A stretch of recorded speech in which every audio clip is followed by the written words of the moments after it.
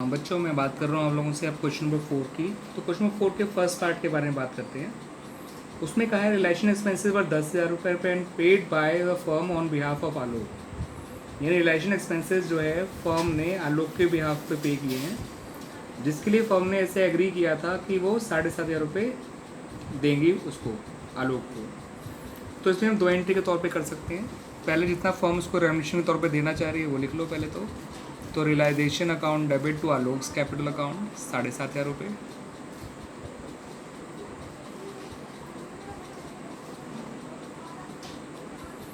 और फिर जो है अब ये खर्चे जो हैं वो हमने आलोक के बिहाफ पे किया फर्म ने, तो आलोक डेबिट हो जाएगा क्योंकि ये बॉन्ड बाय आलोक हो गया 10,000 के लिए, और टू बैंक अकाउंट क्योंकि पेड बाय फर्म है तो ये 10,000 हो जाएगा।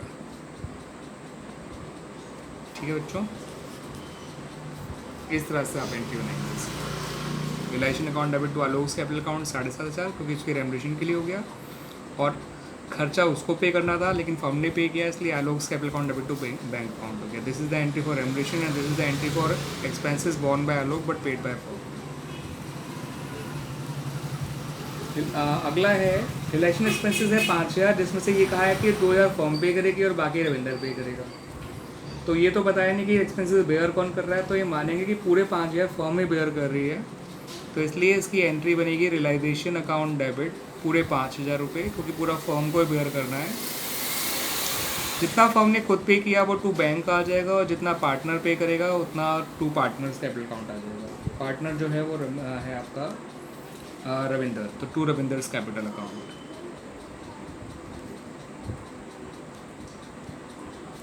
यहाँ आ जाएगा बैंक में आपका बच्चों जो है 2,000 और 3,000 रविंदर में आ जाएगा। ठीक है बच्चों, तो इस तरह से हमारा ये सेकंड पॉइंट कंप्लीट हो गया फोर्थ का। बी पॉइंट यानी वो ए पॉइंट था। अब come to the C point. C point में कहा गया कि dissolution expenses of ₹10,000 were paid by Amit a partner on behalf of firm. तो ये सिंपल केस हो गया, बॉन्ड by firm but paid by partner. तो अब क्योंकि एक्सपेंसेस बॉन्ड बाय फर्म है तो रिलेशन अकाउंट डेबिट होगा ही होगा, ध्यान रखिएगा। तो रियलाइजेशन अकाउंट डेबिट हो गया, लेकिन फर्म ने नहीं पे किया, पे किया अमित ने। अगर फर्म ने पे किया होता तो टू बैंक आता, क्योंकि अमित ने पे किया तो टू बैंक की जगह टू अमित कैपिटल अकाउंट आ जाएगा। ये आ जाएगा बच्चों 10,000 10,000। तो इस तरह से हमारा क्वेश्चन नंबर 4 भी कंप्लीट हो गया बच्चों। Come to question number 5। क्वेश्चन नंबर 5 की बात करें तो सबसे पहला जो पॉइंट है वो ये है कि क्रेडिटर हैं तो 85,000 के, उनको हमने 40,000 कैश दिया और 43,000 की investment the in full settlement of the claim. तो देखिए क्रेडिटर को जो इन्वेस्टमेंट देंगे उसकी तो हम एंट्री करेंगे ही नहीं, तो इस 43,000 की तो कोई एंट्री नहीं बनेगी। लेकिन हाँ, क्रेडिटर को जो कैश दे रहे हो उसकी एंट्री आप बना सकते हो। याद रखिएगा, एज पार्टनर को कोई भी एसेट दी जाती है तो नॉट पार्टनर को, क्रेडिटर को अगर कोई भी एसेट दी जाती है तो उसकी कोई एंट्री नहीं बनाया करते हैं हम लोग। ठीक है, लेकिन हाँ उसको हमने जो कैश दिया उसकी एंट्री जरूर बनाएंगे, और वो एंट्री बनेगी realisation account debit to cash account. तो रियलाइजेशन अकाउंट डेबिट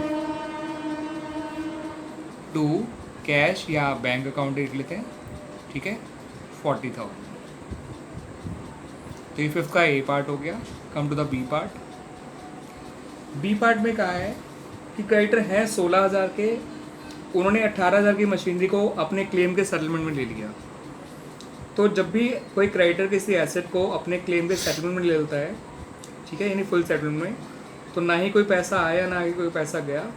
ठीक है, और क्रेडिटर का अकाउंट और मशीन अकाउंट तो पहले से ही क्लोज है, तो इसमें कोई एंट्री नहीं बनाई जाएगी।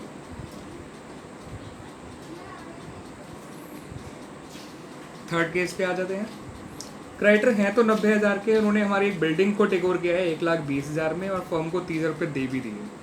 तो यहाँ पर क्या आ रहा है, क्रेडिटर अपने क्लेम से ज़्यादा की एसेट को टेक ओवर कर रहा है, तो हम यहाँ पे क्या करेंगे, क्रेडिटर से हम उल्टा पैसा लेंगे, जितना पैसा लेंगे उसकी एंट्री बनाएंगे। ठीक है ना। तो जब भी क्रेडिटर को कोई एसेट हैंड ओवर की जा रही है तो ये देख लेना चाहिए कि ओवरऑल इस ट्रांजेक्शन में कैश का भी फ्लो हो रहा है या नहीं हो रहा। तो पहले वाले पॉइंट में तो कैश का आउटफ्लो हो रहा था 40,000 रुपये, हमने इसलिए इसकी एंट्री बनाई रिलेशन टू बैंक। दूसरे पॉइंट में ना कैश का इनफ्लो हो रहा था ना आउटफ्लो, दैट्स पर कोई एंट्री बनाई नहीं गई। तीसरे पॉइंट में वो उल्टा फर्म को पैसे दे रहा है, तो जितने पैसे वो दे रहा है उसकी एंट्री हम बना लेंगे।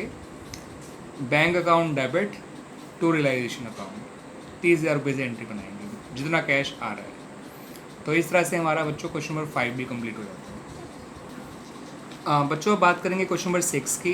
तो 6 का जो फर्स्ट पार्ट है उसमें लिखा है सेल ऑफ एसेट्स 50,000। हम ये मानते हैं कि एसेट अकाउंट हम पहले ही क्लोज कर चुके हैं, बस अब एसेट के बेचने की एंट्री आपको करनी है। तो एसेट को बेचने की एंट्री ध्यान रखिएगा, एंट्री होती है bank account debit to realisation account. Normally तुम लिखते हैं bank account debit to asset account, मगर एसेट अकाउंट तो पहले ही क्लोज हो चुका है, तो एंट्री की जाएगी bank account debit to realisation account.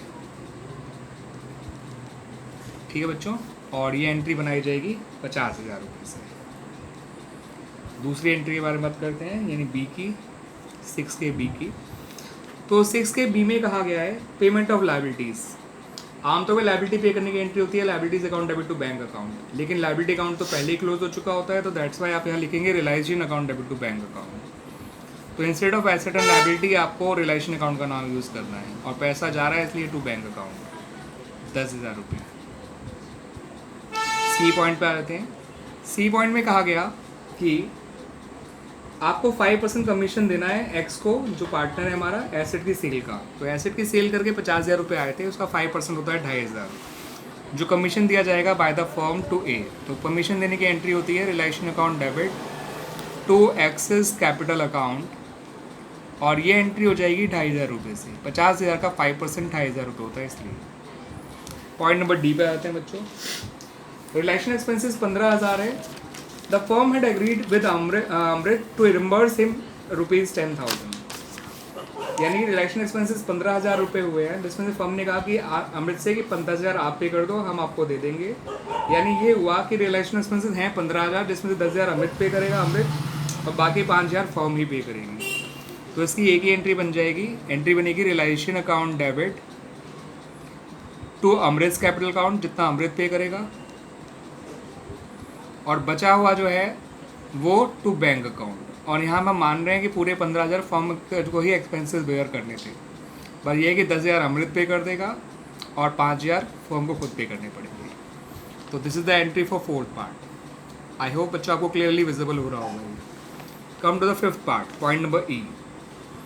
Point number E में कहा गया कि जेड हमारा एक पुराना डेटर है, जो हमसे जिससे हमें 6,000 रुपये लेने थे, और उसका अकाउंट हमने राइट ऑफ भी कर दिया था, लेकिन अब हमें वो जो है 60% पैसा देने को तैयार है। तो इससे ये हमारे लिए क्या हो गया, एक तरह से बेटर रिकवर्ड हो गया। आमतौर पे बेटर रिकवर्ड की एंट्री क्या करते थे हम, bank account debit to better recovered account. But हम यहाँ तो कोई नया अकाउंट ओपन कर ही नहीं सकते, तो यहाँ एंट्री की जाएगी bank account debit to realisation account. ठीक है, समझ लीजिए एक अनरिकॉर्ड एसेट से आपको पैसा मिल गया, ये मान सकते हैं। ठीक है, तो bank account debit to realisation account, लेकिन अमाउंट कितना आएगा, 6,000 तो उसका पैसा था, वो 60% पैसा दे रहा है, तो 6,000 का 60% 3,600 होता है। तो एंट्री बनेगी bank account debit to realisation account 3,600। ठीक है बच्चों, तो ये केस ई की एंट्री हो गई ऑफ क्वेश्चन नंबर 6। अब केस एफ पे आते हैं, पॉइंट नंबर एफ पे आते हैं। उन्होंने कहा इन्वेस्टमेंट की बुक वैल्यू जो है वो 10,000 है, उसको 150% का रियलाइज़ किया गया है, यानी कि वो 150% पे बेची गई। तो इन्वेस्टमेंट को बेचने की एंट्री होती है bank account debit to realisation account. अब अमाउंट कितना आया होगा, 10,000 की एसेट थी, 150% की बिकी है, तो 10,000 का 150% जो होता है वो 15,000 होता है। तो 15,000 से एंट्री बनाई जाएगी bank account debit to realisation account.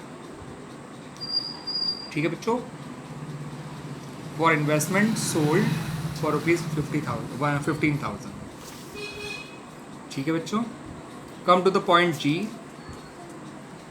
Point number G की एंट्री के लिए बच्चों देखिए जरा पॉइंट क्या है वो। उन्होंने कहा रिलेशन एक्सपेंसेस 10,000 हुए हैं। ये क्वेश्चन नंबर पॉइंट नंबर जी बिल्कुल पॉइंट नंबर डी जैसा ही है कि रिलेशन एक्सपेंसेस हैं तो 10,000 रुपये। फर्म ने कृष्ण को कहा है कि हम आपको 7,500 रुपये रिम्बर्स कर देंगे, यानी 7,500 आप पे कर दो, बाकी 2,500 हम पे कर देंगे। तो यानी खर्चा पूरा का पूरा फर्म को बेयर करना था। तो एंट्री बनेगी रिलेशन अकाउंट डेबिट 10,000 पूरे, जितना हमारे उस पार्टनर को वो करना है पे करना है, तो टू कृष्ण आ जाएगा, टू कृष्ण कैपिटल अकाउंट 7,500। और जितना फर्म खुद पे करेगी वो आ जाएगा टू बैंक अकाउंट 2500। तो ये जी पॉइंट हो गया आपका क्वेश्चन नंबर 6 का। तो इस तरह से बच्चों हमारा क्वेश्चन नंबर 6 भी कंप्लीट हो गया। Now come to question number 7।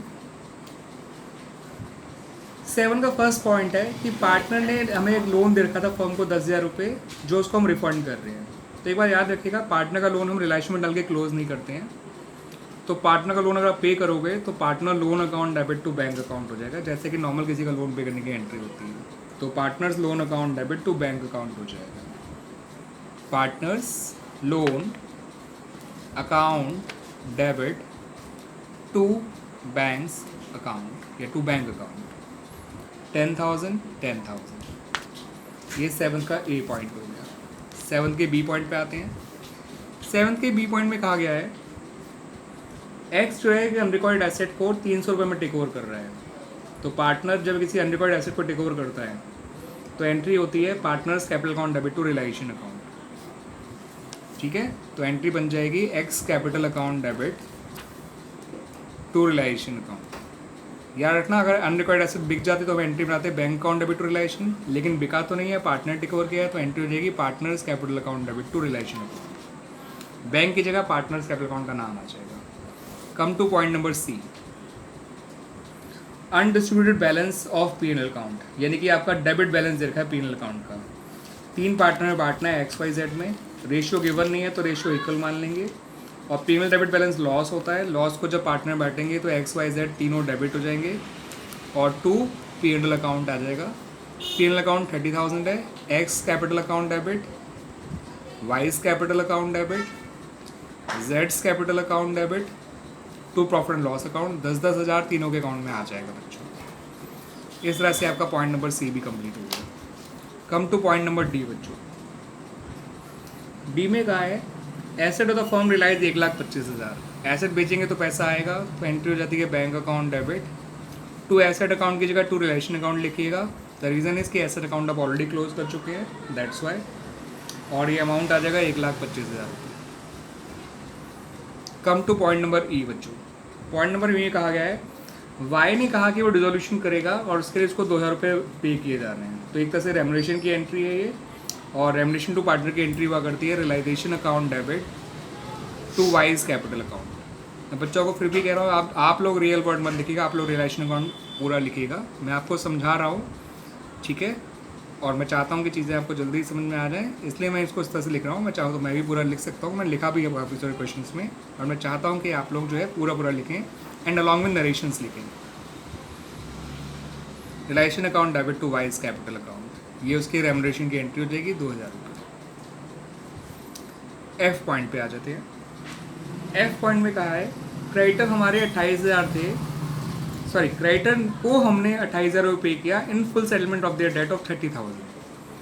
तो क्रेडिटर को जो पे किया गया उससे एंट्री करते हैं, फ़ायदे नुकसान को नहीं देखा करते हैं हम लोग, ठीक है। तो जब हम क्रेडिटर को सेटल कर रहे हैं तो जो अमाउंट क्रेडिटर को पे किया जाएगा वो अमाउंट लिखा जाएगा। तो एंट्री बनेगी realisation account debit to bank account 28,000 रुपये, ठीक है, जिस अमाउंट पे उनको सेटल किया गया। और जब हम लाइबिलिटी पे करते हैं तो पैसा जा रहा होता है, that's why to bank account, और क्रेडिटर अकाउंट तो हम ऑलरेडी क्लोज कर चुके हैं, इसलिए उसकी जगह आ गया आपका रिलेशन अकाउंट 28,000 रुपये 28,000 रुपये। इस तरह से बच्चों हमारा क्वेश्चन नंबर 7 भी कंप्लीट हो जाता है। आई होप आप लोगों को क्वेश्चन 7 भी समझ में आया होगा ढंग से। मैं एक एंट्रीज आपको दिखा सकता हूँ, ये देख लीजिए, ये ए पॉइंट की एंट्री थी, partners loan account debit to bank account, क्योंकि पार्टनर लोन को रिलायंस में डाल के क्लोज नहीं करते, इसको डायरेक्टली पे ऑफ करते हैं without transferring into the realisation account. ये अनरिकॉर्ड एसेट को एक्स ने टेक ओवर किया था, अगर ये बिक जाती तो बैंक टू रिलेशन आता, अब एक्स ने टेक ओवर किया तो बैंक की जगह एक्स का नाम आ गया टू रिलेशन अकाउंट। ये पी&एल का डेबिट बैलेंस था, पी&एल का डेबिट बैलेंस लॉस होता है, लॉस से कैपिटल कम हो जाती है, इसलिए कैपिटल अकाउंट डेबिट हो गया to partners capital to P and L account हो गया, और रेशियो गिवन नहीं था तो इक्वली बांट दिया तीनों में। ये एसेट रिलाइज का पैसा है, तो एसेट रिलाइज की एंट्री यही होती है bank account debit to realisation. ये वाई के रेमुनरेशन की एंट्री है, क्योंकि वो रिजोल्यूशन एक्सपेंसेस बेयर करेगा, उसके लिए उसको 2,000 पे किए जा रहे हैं, तो ये रेमुनरेशन हो गया, तो realisation account debit to Y's capital. और ये अनरिकॉर्ड लायबिलिटी, सॉरी ये नॉट अनरिकॉर्ड लायबिलिटी, ये क्रेडिटर को जो अमाउंट पे कर रहे हो 28,000 उसकी एंट्री है, realisation account debit to bank account. थे वो 30,000 के, लेकिन पे किया गया 28,000, तो जितना पे किया गया वो लिखा जाता है, दैट्स वाई। ठीक है बच्चों, तो हमारे क्वेश्चन नंबर 7 तक कंप्लीट हो चुके हैं। हम आगे के क्वेश्चन अगले वीडियो में करेंगे। तो हमारा टिल क्वेश्चन नंबर 7 कंप्लीट हो गया बच्चों।